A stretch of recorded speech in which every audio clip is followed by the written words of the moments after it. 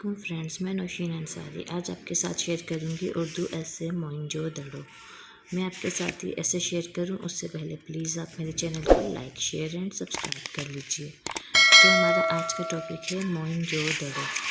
मोइंजोदड़ो मुर्दों का टेला दुनिया के कदीम तरीन शहरों में से एक है। ये लाड़काना से 27 किलोमीटर के फासले पर दरियाए सिंध के दाएं किनारे पर है। आजकल वहाँ चंद लोग रहते हैं, लेकिन 4,500 साल पहले ये एक बड़ा और पुररौनक शहर था। 1922 तक कोई भी इसके मुतालिक नहीं जानता था, जब कुछ देहातियों को इस जगह से पुराने और चिकने बर्तनों और पुराने ईंटों के टुकड़े मिले, जहाँ अब ये दरियाफ्तशुदा शहर वाक़या है। ये पुराने बर्तनों के टुकड़े एक अंग्रेज़ अफसर सर जॉन मार्शल के पास लाए गए, जिसका काम कदीम इमारतों की तरह तारीख़ी खंडरात की देखभाल करना और दूसरी कदीम चीज़ों की, जैसे बर्तनों और ईंटों के ये टुकड़े थे।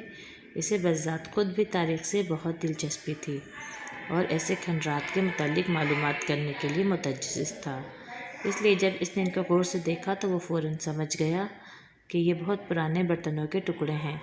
ईंटों के मुतालिक इसने कहा, शायद यहाँ पर कभी कोई शहर था जो इस रेत और मिट्टी के टेले के नीचे पोशीदा है। आओ हम इसकी खुदाई करें, शायद हम एक कदीम शहर के खंडरात दरियाफ्त कर लें। इसलिए आदमियों ने खुदाई शुरू कर दी। जैसे जैसे वो खुदाई करते रहे, इस किस्म के टुकड़े बरामद होते रहे, यहाँ तक कि सीधी सड़कों और अच्छे बने हुए मकानात वाला एक शहर नज़र आने लगा। आप तसव्वुर कर सकते हैं वो लोग कितने खुश और हैरत ज़दा होंगे जब उन्होंने देखा कि ये सब कुछ इसमें से निकल रहा है, जिसे वो सिर्फ मिट्टी और रेत का टेला ख्याल करते थे। हर मकान बड़ी पुख्ता ईंटों का बना हुआ था और इसमें गुसलखाने और नौकरों के क्वार्टर्स थे। ढकी हुई नालियाँ गलियों के साथ साथ बहती थीं। गलियाँ भी पुख्ता ईंटों की बनी हुई थीं। गाड़ियाँ और दूसरी किस्म की नकलो हरकत की सवारियाँ ठीक शहर के मरकज़ में आ सकती थीं।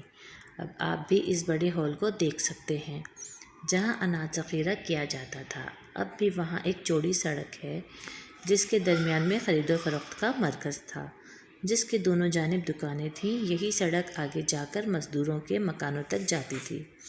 इस शहर के लोग ज़रूर बड़े ताजिर रहे होंगे, क्योंकि दरियाए सिंध इनके बहुत करीब था और समंदर भी इनकी दस्तरस में था।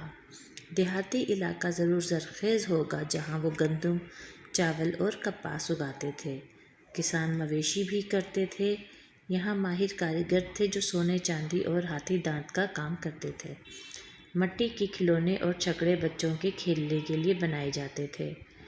बहुत सी इक़साम की मोहरें जो वहाँ से बरामद हुई हैं, इनसे अंदाज़ा लगाया जा सकता है कि हुक्मरान तबका, मजहबी पेशवा और बुज़ुर्ग कैसा लिबास पहनते थे।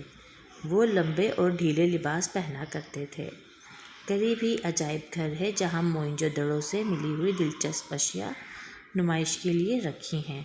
इनमें मोहरें, ज़ेवरात, खिलौने, हथियार और नक्शो निगार वाले बर्तन शामिल हैं। मोइंजोदड़ो की बेहतरीन दरियाफ्त एक बेल का सर है, जो मोहर के तौर पर इस्तेमाल किया जाता था। एक नाचती हुई लड़की का मुजस्समा भी दरियाफ्त हुआ है। धात के औजार भी मिले हैं। इन धात की अशिया ही की वजह से इस शहर का ज़माना तकरीबन 4,500 साल पुराना करार दिया जा रहा है। अरसा दराज तक इन लोगों ने खुश व खुर्रम ज़िंदगी बसर की।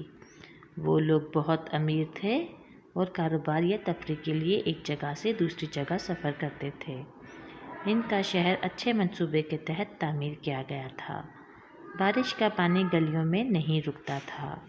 हम नहीं जानते कि इनके साथ क्या हुआ। या तो शुमाल की तरफ से इन पर हमला किया गया या किसी बड़े ज़लज़ले ने इनको तबाह किया। कोई शख्स भी अब तक इन अल्फाज के मायने नहीं जान सका जो मोहरों और बर्तनों पर लिखे हैं। बहुत कुछ जाना जा सकता है अगर पुरानी ज़बानों के माहिर इन अल्फाज को पढ़ सकें।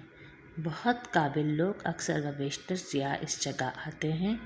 वो सिर्फ पाकिस्तान से नहीं बल्कि दुनिया भर से आते हैं और उस अल्फाज को जानने की कोशिश करते हैं कि इस मुर्दों के शहर के बारे में जान सकें कि आखिर वहाँ क्या हुआ था। تو فرینڈز آئی ہوپ آپ کو میرا یہ آج کا مضمون پسند آئے گا. اگر آپ کو میرا آج کا یہ مضمون پسند آئے تو پلیز آپ مجھے کامنٹ سیکشن میں ضرور بتائیے گا. اس کے ساتھ میں آپ سے اجازت چاہتی ہوں. اللہ حافظ فرینڈز.